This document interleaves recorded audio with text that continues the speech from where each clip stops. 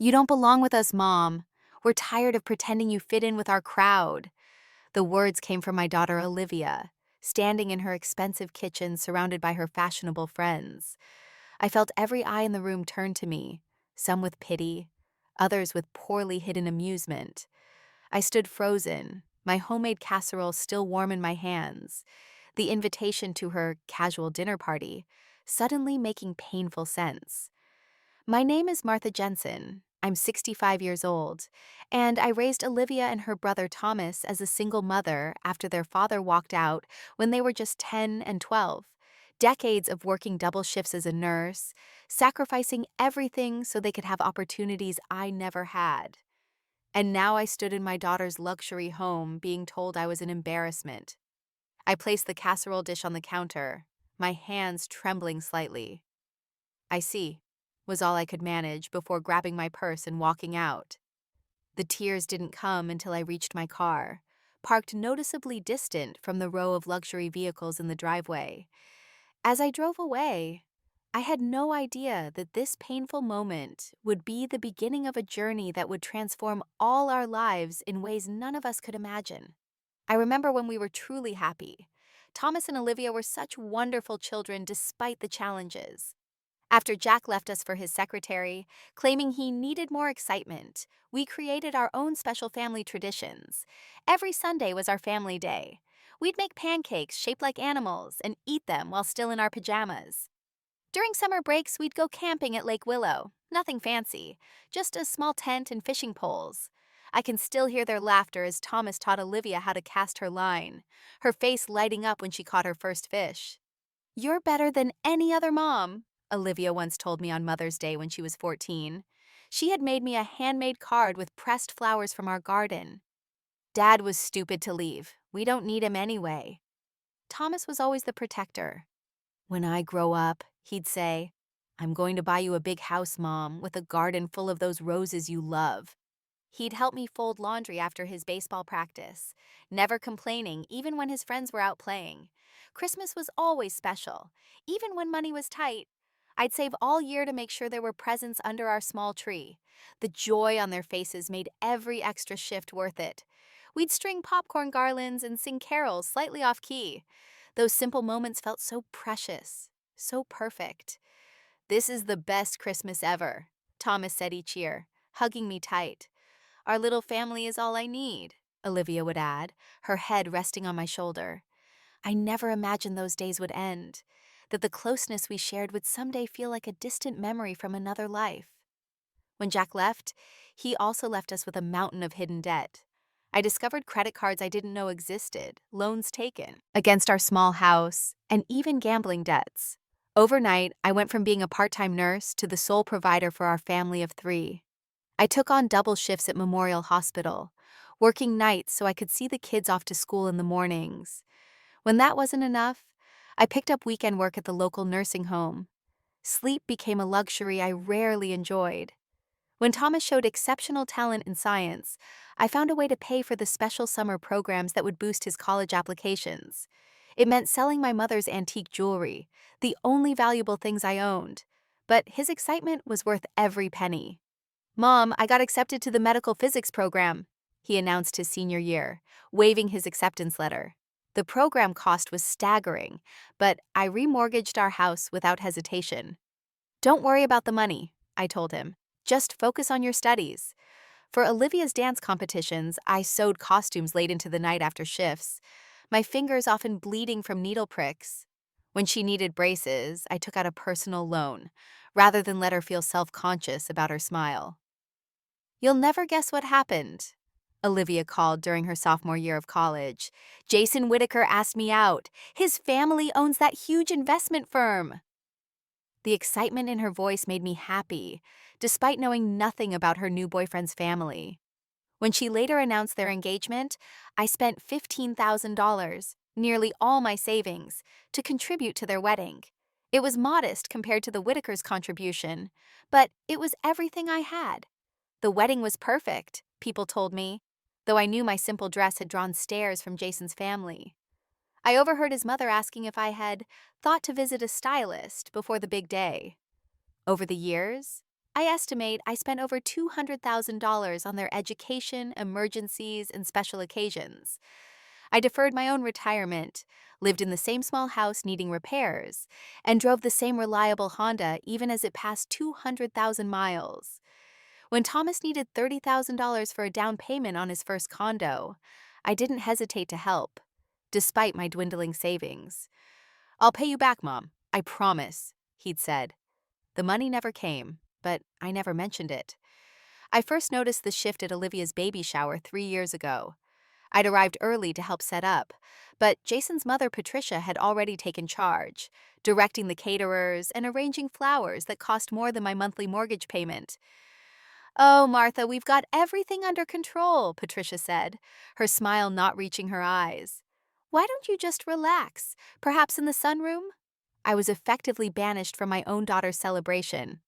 When I presented my gift, a handmade baby blanket I'd spent months knitting, Olivia opened it quickly. "That's nice, Mom. Very rustic," she said, quickly moving to the designer clothes from Patricia. Thomas changed more subtly. After marrying Veronica, a corporate lawyer from a wealthy family, his calls became less frequent. When they did call, it was often to share news about a luxury vacation or their new boat, never asking about my life or health. "We're thinking of joining the country club," he mentioned during one of our brief phone conversations. "Veronica says it's important for networking." The invitations to family dinners grew rare, and when I did attend, conversation revolved around investments, renovations to their vacation home, or private schools for their children, topics where I had nothing to contribute. "Mom still works at the hospital," Thomas once said to his colleagues at a dinner party, his tone suggesting surprise that someone would choose such a modest career. I'd been a nurse for 40 years and had once been proud of my work saving lives. My grandchildren began receiving more appropriate gifts when mine weren't expensive enough. The homemade cookies I brought to family gatherings would be discreetly replaced with store-bought ones from upscale bakeries. "Grandma's so old-fashioned," I overheard my 10-year-old grandson telling his friend. They both giggled. The final straw came at Thomas's birthday dinner last month. I'd been seated at the far end of the table, away from both my children, next to people I barely knew. When I tried to join a conversation about a family trip they were planning, Olivia smoothly changed the subject. "We should discuss this later," she said, with a tight smile that clearly meant, "not in front of Mom." I realized then that my children were embarrassed by me. Somehow, in giving them everything, I had created a gulf between us that seemed impossible to cross. My old nursing colleague Diane was the first to say something. We were having coffee at the hospital cafeteria during my volunteer shift when she noticed me checking my phone. "Still waiting for Thomas to call you back about Sunday dinner?" she asked gently. I nodded, trying to hide my disappointment. It had been the third time he'd canceled last minute. "Martha," she said, reaching for my hand, "I've watched this for years now. Your children treat you like an ATM with a pulse. When was the last time either of them did something for you?" I defended them immediately. "They're just busy with their own families. It's natural." Diane shook her head. "There's busy, and then there's what they're doing. Remember when you canceled your knee surgery because Olivia needed help with her down payment?" I remembered all too well. I still walked with a slight limp. Other warning signs accumulated. My grandson's birthday invitation arrived with a note specifying, "No homemade gifts, please," a direct reference to the science kit I'd carefully assembled for him last year. My granddaughter didn't recognize me when I picked her up from school because it had been months since her parents had allowed a visit. At Thomas's promotion party, I overheard him telling colleagues that his success came from starting with nothing, as if my years of sacrifice hadn't existed. When I mentioned the college funds I'd scraped together, he quickly changed the subject. "Mom has a flair for the dramatic," he said with an uncomfortable laugh. "The student loans nearly killed me." There had been no student loans. I had paid for everything. The neighbor who drove me to my cataract surgery last winter seemed shocked when I explained that both my children were too busy to help. "My son lives 3 states away, and he still flew in when I needed a procedure," she said. Even my doctor had noticed. "Your stress levels are concerning, Martha." he told me during my annual checkup. Is there someone who helps you, family nearby? I changed the subject, unwilling to admit the truth. Despite having two successful children living within 20 minutes of my home, I was essentially alone. The most telling sign was the phone calls. They now fell into a predictable pattern. Weeks of silence followed by sudden attention when a need arose. Thomas calling about investing in a promising opportunity. Or Olivia wondering if I could watch the children for a week while they went to Aspen. But nothing prepared me for that moment in Olivia's kitchen, when pretense finally fell away, and I heard the truth spoken aloud. You don't belong with us. The drive home from Olivia's house was a blur, streetlights smeared through my tears as I navigated familiar streets on autopilot. By the time I pulled into my driveway, my hands were shaking so badly I could barely turn off the engine. Inside my modest home, the same one where I'd raised my children, I sat in the dark living room, surrounded by family photos that suddenly felt like artifacts from a fictional life. I didn't bother turning on the lights. The darkness matched my mood. My phone buzzed with a text from Olivia. Sorry if your feelings were hurt. You know how these dinner parties are. Maybe next time we can do lunch, just us. There was no acknowledgement of what she'd said, no real apology, just a casual dismissal of my humiliation as oversensitivity. I didn't respond. Around midnight, exhausted from crying, I made a cup of tea and sat at my kitchen table. For the first time, I allowed myself to truly see the pattern of my relationship with my children. How many times had I made excuses for their behavior? How often had I blamed myself when they forgot my birthday or canceled plans? How many financial emergencies had I solved for them, only to see them post vacation photos weeks later? The next morning, I called into the hospital where I still volunteered 3 days a week and told them I wouldn't be coming in. Then I unplugged my house phone and turned off my cell. I needed space to think without their voices in my head. 3 days passed in a fog of grief and realization. I barely ate, moving between bed and couch like a ghost in my own home. On the fourth day, my doorbell rang persistently. When I finally answered, my neighbor Carol stood there, concern etched on her face.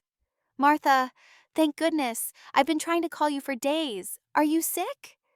The genuine worry in her voice broke something in me, and suddenly I was sobbing in her arms, the whole story pouring out between gasps for air. Carol, a retired psychologist, listened without interruption. When I finished, she took my hands firmly in hers. What they're doing is emotional and financial abuse, she said, and it stops now. I didn't expect the intensity of their response when I stopped being available. After a week of my new boundaries, not answering every call immediately, declining to babysit on short notice, and most importantly, not offering financial help, both Thomas and Olivia launched what Carol called a control campaign. It started with daily calls, suddenly concerned about my health. Mom, we've been so worried, Thomas said, his voice uncharacteristically gentle. Is everything okay? Do you need me to come check on you? When I assured him I was fine, just busy with my own activities, his tone shifted. Busy with what? You're retired. What could possibly be keeping you so occupied that you can't answer your phone? Olivia's approach was more direct. She showed up unannounced one evening with a casserole dish, something she'd never done before. You seem different, she said, eyes scanning my living room as if looking for evidence of mental decline. Are you taking your medications properly? I assured her I was perfectly fine. When she left, she called Thomas, and I overheard her saying, Something's definitely wrong. Maybe we should talk to her doctor. They were gaslighting me, trying to convince me, and potentially others, that my new boundaries were signs of mental instability. The next phase began when I declined to contribute to my grandson's private school fund. Thomas and his wife had plenty of money for luxury cars, but somehow needed my pension for their son's education. I've helped enough over the years, I explained gently. Your family income is 10 times mine. You can handle this. 2 days later, Thomas and Olivia arrived together, a rare united front. They sat me down at my kitchen table like I was the child, and they were concerned parents. We're worried about your decision-making lately, Thomas began. It's not like you to be so Selfish. Olivia nodded. Maybe we should look into getting your finances managed properly. We could get power of attorney just to make sure you're protected. The threat was thinly veiled. If I wouldn't give them access to my money voluntarily, they'd find ways to take control. That won't be necessary, I replied calmly, though my heart was racing. My finances are in perfect order. They exchanged glances. Mom, Thomas said slowly, you're getting older. It's natural to need help. We're just trying to take care of you the way you took care of us. The irony of his statement hung in the air between us. After they left, I called my bank and my lawyer. By the end of the week, I had updated my will, secured my accounts with additional verification requirements, and documented the conversation in detail. Carol had warned me this might happen, and she was right. The isolation tactics came next. Family gatherings happened without my knowledge. Pictures would appear on social media of birthday celebrations and weekend barbecues I hadn't been invited to. When I asked about them, the answer was always the same. Oh, it was just an impromptu thing. Or, we didn't want to bother you since you've been so busy lately. My grandchildren, once regular visitors, now rarely called or came by. When I asked to see them, there were always excuses. Too much homework, sports commitments, or they were going through a phase and didn't want to visit. Your grandmother is going through some changes, I overheard Olivia telling my granddaughter on the phone once. She's not quite herself right now. They were systematically cutting me off from the family, punishing me for establishing boundaries. The final manipulation came in the form of my 66th birthday.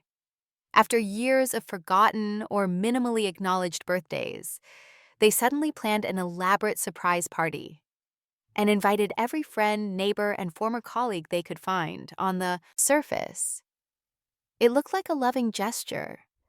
In reality, it was a public performance designed to establish them as devoted children and cast any complaints from me as ingratitude. During the party, they made a grand show of presenting me with an elegant watch. For all the times you've been there for us, Thomas said tearfully, as guests looked on admiringly. Later that evening, when most guests had left, Olivia cornered me in the kitchen. We need to talk about selling this house, she said, gesturing around my home. It's too much for you to maintain. We could help you find a nice senior apartment. My house was fully paid off and in good condition. It was also my biggest financial asset.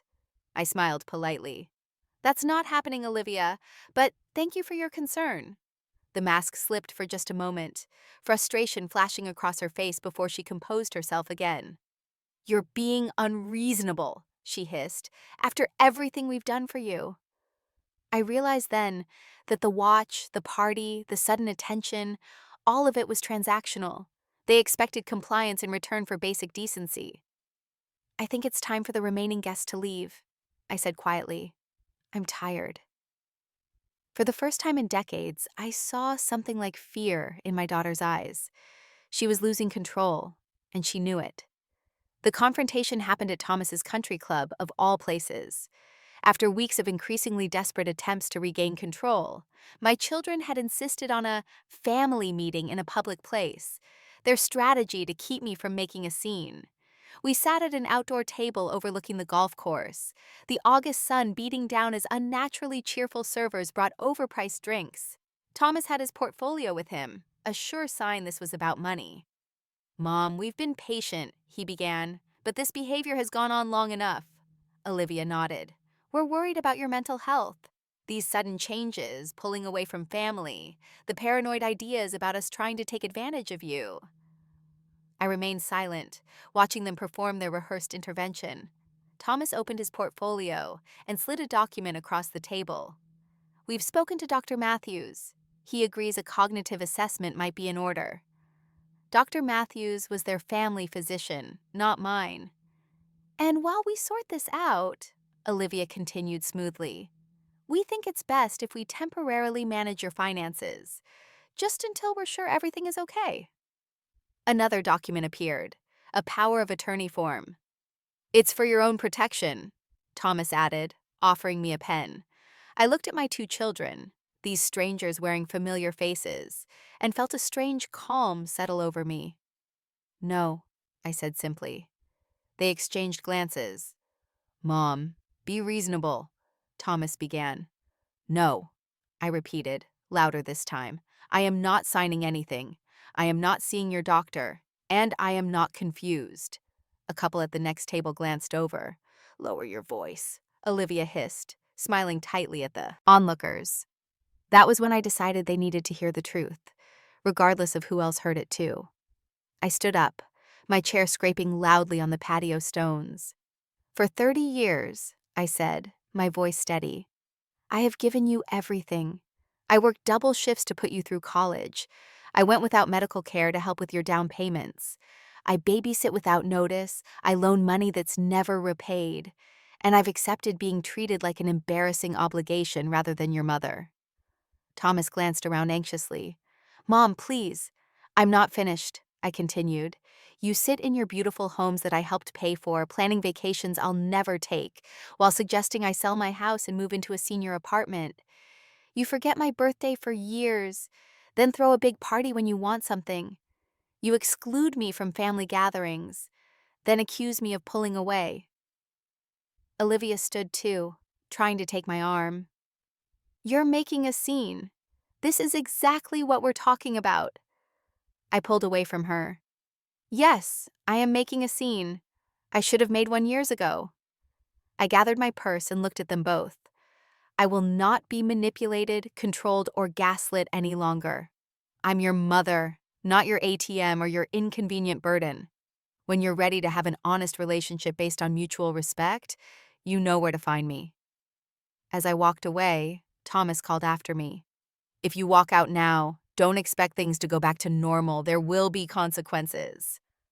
I turned back one last time. "There already have been consequences, for me, for years. Now it's your turn." The valet brought my old Honda, which looked starkly out of place among the luxury cars. As I drove away, I saw them in my rearview mirror, standing stunned on the club steps. For the first time in years, I felt something like freedom. What my children didn't know, what no one knew except my lawyer, was that I wasn't as financially vulnerable as they believed. 2 years after their father left, when they were still in middle school, I received an unexpected letter. It was from Eleanor Blackwood, a wealthy elderly patient I had cared for during my night shifts. I had spent many quiet hours at her bedside, reading to her when she couldn't sleep, listening to stories of her world travels, and treating her with dignity when others saw only an old woman. The letter informed me that upon her death, Eleanor had left me a significant investment portfolio. "For the kindness you showed when you thought no one was looking," the letter read. Shocked and overwhelmed, I had consulted with a financial advisor recommended by Eleanor's lawyer.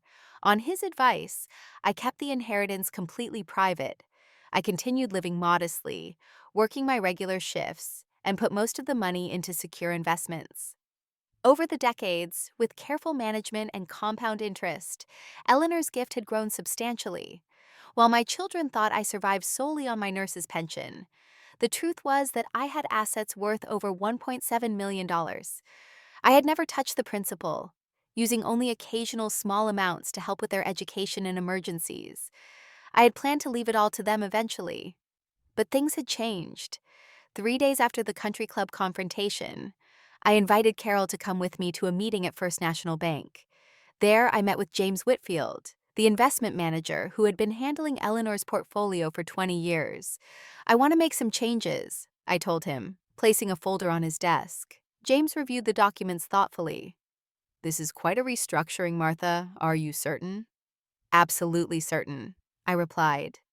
By the time we left the bank, I had established a medical research scholarship, created a trust for my grandchildren that would only be accessible when they turned 25, and donated a significant sum to the hospital's nursing education program.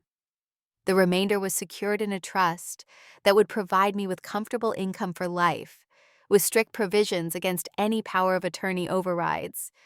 "What about Thomas and Olivia?" Carol asked as we had lunch afterward. "They'll receive nominal amounts," I explained. "Enough to satisfy any legal challenges, but not the windfall they've been counting on. Carol squeezed my hand. I'm proud of you, Martha. This isn't revenge, it's wisdom. When I returned home, I found Olivia sitting on my porch, looking uncharacteristically disheveled. Where have you been? She demanded. We've been calling all morning.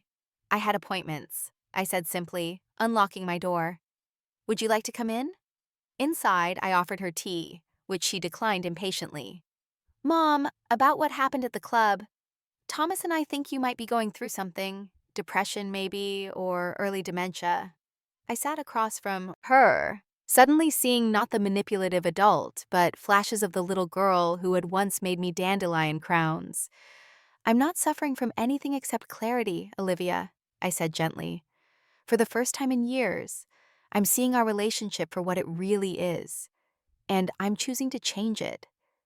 She stared at me, unused to this direct approach.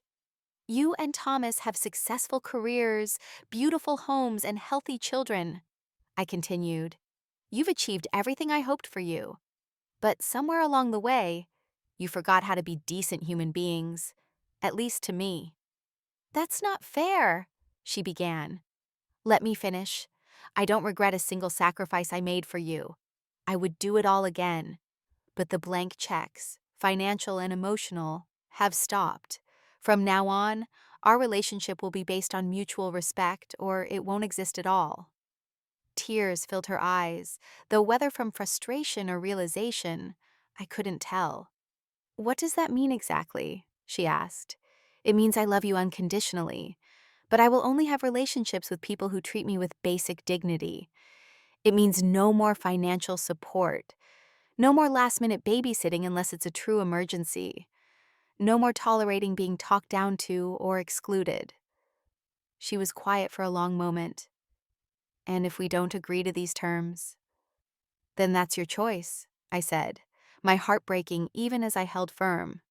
I'll be here if you change your mind. She left without resolving anything. That night, Thomas called, alternating between apologetic and threatening. When neither approach worked, he finally asked, Why now? After all these years, why are you doing this now? The answer was simple. Because I finally believe I deserve better. The following months were both difficult and liberating. True to their word, Thomas and Olivia enacted their consequences. Complete silence. No calls, no visits, no family gatherings. They even blocked me on social media, though not before Thomas posted a thinly veiled request for prayers for his elderly mother who was experiencing concerning mental changes. The isolation hurt deeply, but it also created space for unexpected growth. Without the constant drain of their demands and disappointments, I began to rebuild my life. I joined a community garden, something I'd always wanted to do but never had time for. There, I met Sophia, a retired literature professor who became a dear friend. We started a book club that grew to include 8 members, all women over 60 with fascinating life stories. I spent 40 years defining myself through my children, I admitted to Sophia one evening as we worked side by side, planting tomato seedlings. I'm not sure who I am without that identity. She smiled, patting the soil gently around a young plant. That's the beautiful thing about gardens and lives, Martha. You can always plant something new and watch it grow.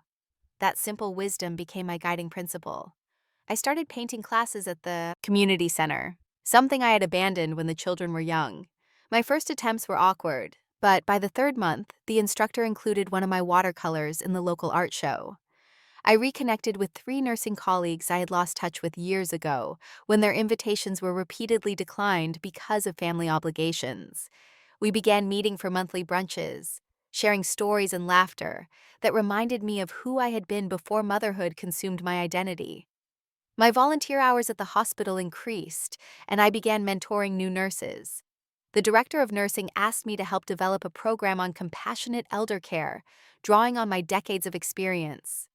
You have so much to offer, she told me. We've been underutilizing you all these years. The hospital administrator later approached me about creating a paid position as a patient advocate, focusing specifically on elderly patients navigating complex medical decisions. Your combination of nursing experience and natural empathy is rare, he said. And frankly, The way you stood up to your own family shows you have the backbone needed to stand up to the medical system when necessary. I accepted the part-time position, finding purpose in helping vulnerable patients whose voices often went unheard. Each time I successfully navigated a difficult situation for an elderly patient, I felt a small healing of the wounds my own children had inflicted. My financial advisor, impressed with my newfound clarity about boundaries, suggested I consider joining the board of a small family foundation that supported nursing scholarships. They need someone with both professional experience and personal wisdom, he explained. Someone who understands how families work, and sometimes don't work.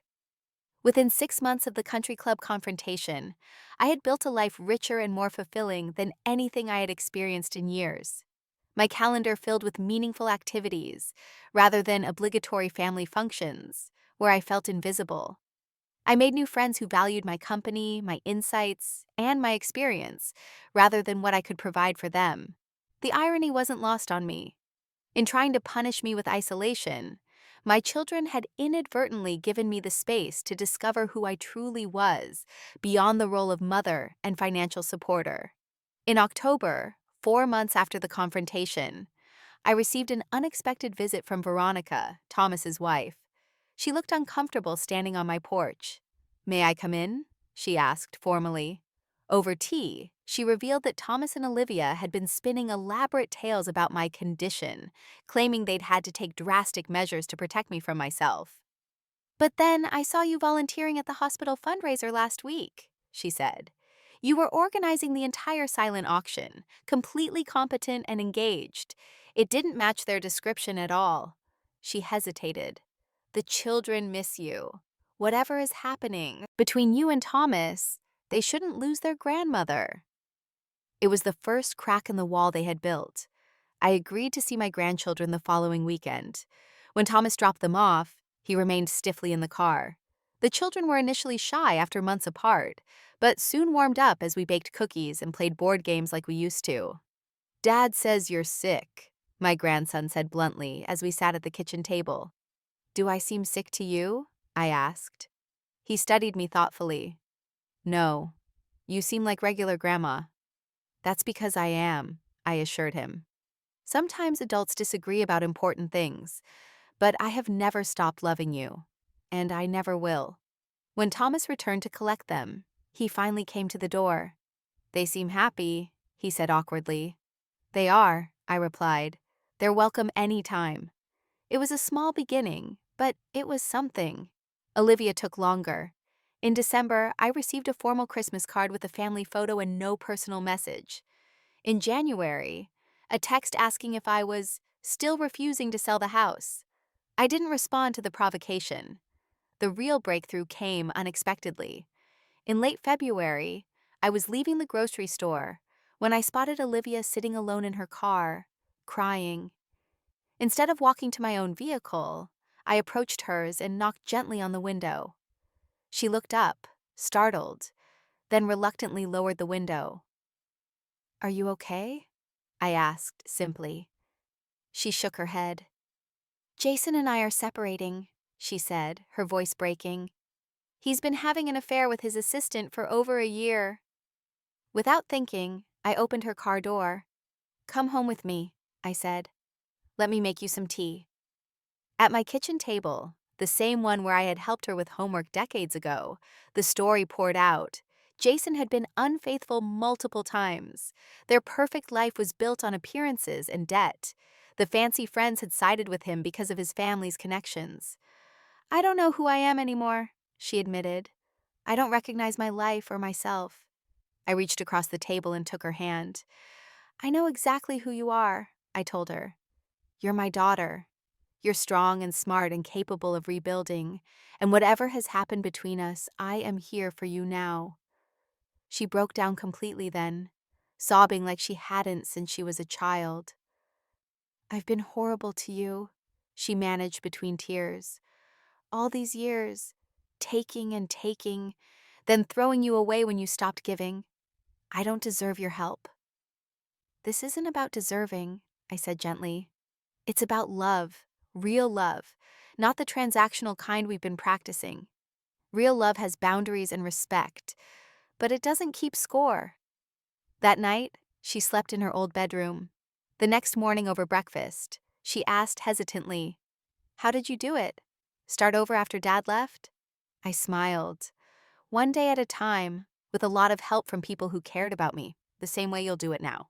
By summer, remarkable changes had occurred in our family. Olivia had moved into a modest apartment, filed for divorce, and started working again, using her long-abandoned marketing degree.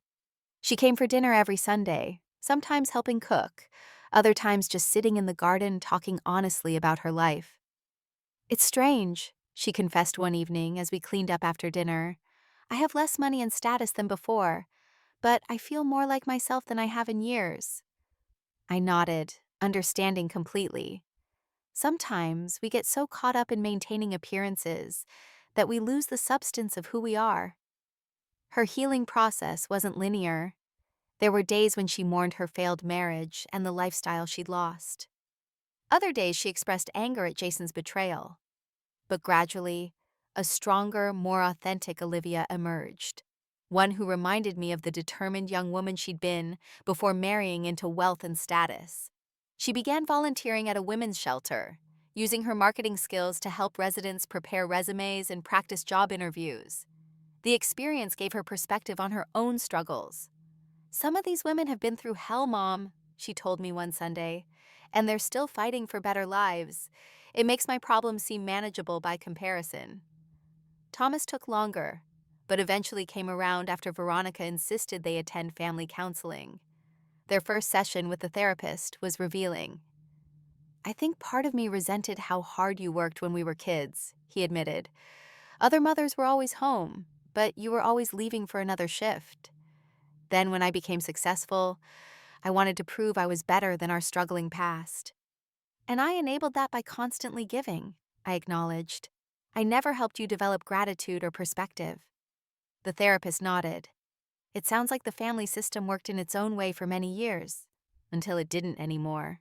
Over several months of therapy, painful truths emerged. Thomas confessed to feeling abandoned during his childhood, using material success to fill that emotional void. I acknowledged overcompensating with financial support rather than addressing the underlying issues. "I'm not sure I know how to have a relationship with you that isn't based on money or obligation," Thomas admitted during our fourth joint session. "Then we'll learn together," I replied.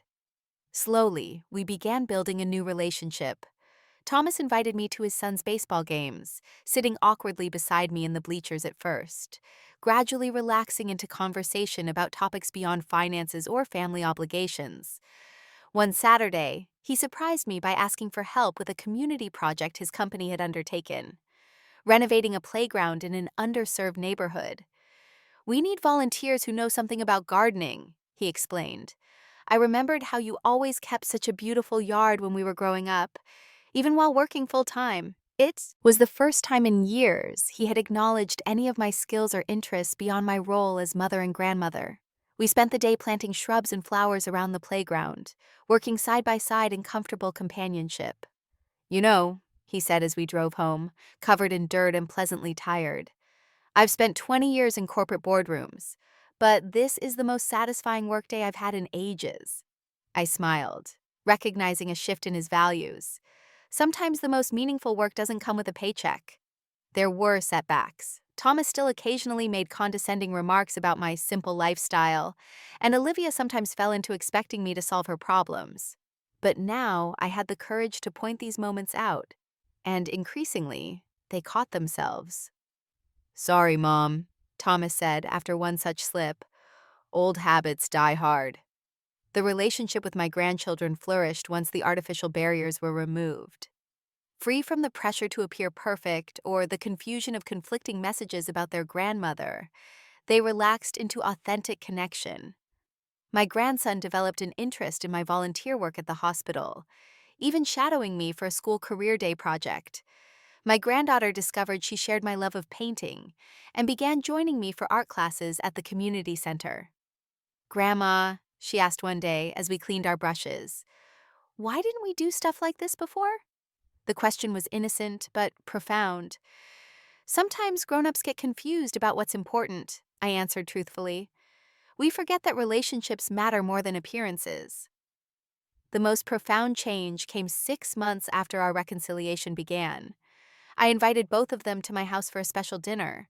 After dessert, I handed each of them a folder. "What's this?" Thomas asked, opening his. "The truth," I replied, "about my financial situation, my plans for my estate, and the changes I've made." They read in stunned silence about Eleanor's inheritance, the decades of careful investment, and my decision to direct most of it to education and healthcare causes. "You've had this money all along?" Olivia asked. "Even when you were working double shifts and living so frugally?" I nodded. "The money was always secondary to the values I wanted to teach you: self-reliance, hard work, compassion. Somewhere along the way, those lessons got lost." Thomas looked up from the papers. "So all this time we thought—" "You thought I needed your financial expertise and management," I finished for him, "when in reality, I've been financially independent all along." "Why didn't you ever use it for yourself?" he asked, genuinely confused. "You could have traveled, bought a bigger house, retired earlier." "Because I valued security over luxury," I explained, "and because I genuinely believed that earning your own way builds character. I still believe that." "And the nursing scholarship fund you've established?" Olivia asked, referring to one of the documents. "That's my legacy," I said simply, "helping others who want to serve through healthcare, but lack the resources." "Why are you showing us this now?" Olivia asked. "Because we're building honest relationships," I explained, "and because I want you to understand that my boundaries weren't about punishing you. They were about respecting myself." Thomas set the papers down slowly. "I don't know whether to be impressed or embarrassed," he admitted. "All these years of patronizing you about finances, and you've probably managed yours better than I've managed mine." "It was never a competition," I reminded him, "and it's still not." That evening marked a turning point. The power dynamic that had been so distorted for so long began to balance. They saw me not as a resource to be managed or an embarrassing obligation, but as a person with my own life, wisdom, and autonomy. Olivia later confessed that the revelation had been liberating for her. "Knowing you're secure regardless of what happens with us, it takes away the guilt I would have felt about my divorce and career changes. I'm free to rebuild my life without worrying about becoming a burden to you." Thomas approached it differently, becoming curious about my investment strategies and the wisdom that had guided my financial decisions. Our conversation shifted from his lecturing me about money to genuine exchanges of ideas. "You've been planning for the long game all along, haven't you?" he asked one day, while the rest of us were focused on immediate gratification and appearances. My relationship with my children's spouses also evolved. Veronica, who had initiated the reconciliation, became a genuine friend rather than just a daughter-in-law. She confided that my stand against financial manipulation had inspired her to address similar patterns in her own extended family. Jason, after the initial bitterness of his divorce from Olivia, eventually acknowledged his own role in their troubled marriage. When he remarried a year later, he made a point of inviting me to the small ceremony, a gesture of respect I wouldn't have received in our previous family dynamic. Over the next year, our relationships continued to evolve. Thomas's children started spending more time with me, now genuinely interested in my stories and experiences. Olivia, humbled by her divorce and fresh start, began asking for advice rather than handouts. For the first time in decades, we related as adults who respected each other. Family gatherings transformed from showcases of wealth and status to meaningful connections. Holiday meals featured more laughter and fewer designer outfits. Birthdays celebrated the person rather than serving as opportunities for extravagant gift displays. We began creating new traditions that reflected our authentic selves, rather than the images we wanted to project. On my 67th birthday, instead of an elaborate party designed for show, my children organized a small gathering in my backyard. Friends from my book club, colleagues from the hospital, neighbors who had supported me through the difficult months, all gathered around a simple barbecue. "We have something for you," Thomas said, handing me a small package. Inside was a framed family photo. Not a formal portrait like those that had filled their homes for years, but a candid shot of all of us in the community garden, dirt on our hands, genuine smiles on our faces. "To new beginnings," he said, raising his glass. "And hard-earned wisdom," Olivia added. As I looked around at the gathering, at my imperfect evolving family and the rich community I'd built, I felt a profound sense of peace. The path had been painful but necessary. When my daughter said, "You don't belong with us," and I walked out crying, it wasn't the end of our story. It was the beginning of a journey that taught us all what family truly means. At my birthday gathering, surrounded by those who genuinely cared for me, I realized that sometimes the most painful moments lead to the most necessary growth. The broken relationships had been rebuilt on stronger foundations of honesty and mutual respect. "I have a toast," Carol said, rising from her seat, "to Martha, who had the courage to stand up for herself when it would have been easier to give in, who showed us all that it's never too late to demand dignity and respect." "To Martha," echoed around the garden. Later, as the sun began to set and guests were leaving, Olivia pulled me aside. "I've been meaning to tell you something," she said, her voice soft. "That day in my kitchen when I said you didn't belong with us. It was the worst thing I've ever done. But in a strange way, it was also necessary. We would never have found our way back to being a real family without that breaking point." I nodded, understanding completely. Sometimes things need to break before they can heal properly.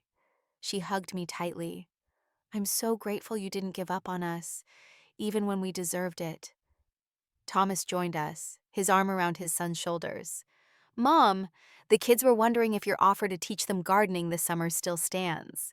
"Of course it does," I replied, smiling at my grandchildren. "There's always room to grow something new." As I watched my family, imperfect, healing, real, I thought about all those years I spent trying to buy their love with sacrifice and compliance. The truest love, I'd learned, comes with boundaries and respect. And sometimes, walking away crying isn't the end of the story. It's the first step toward writing a better one.